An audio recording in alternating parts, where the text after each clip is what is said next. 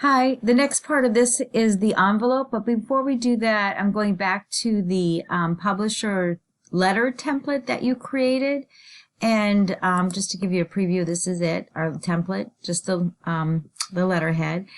If you wanted to save this as a read-only, meaning that anyone opened it could not make any adjustments or changes to it unless they saved it under a new name, so it becomes like untouchable. So what you would do on Make My Smile Letterhead template is you would right-click on the file, choose Properties, you would click where it says Attributes, check off Read Only, and then Apply and OK. And that way, when someone goes to open it, they will not disturb or make any changes to it.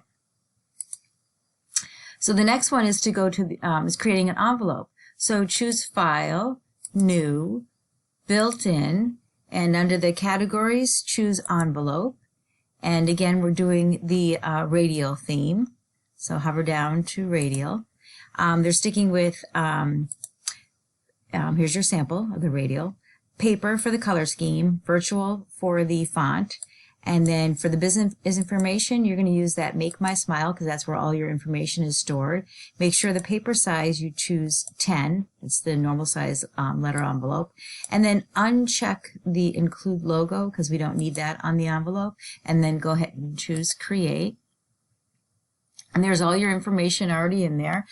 You can right-click and choose Best Fit for the title, the logo. There's the address already in there. The only thing we do have to fill in is the correct mailing address.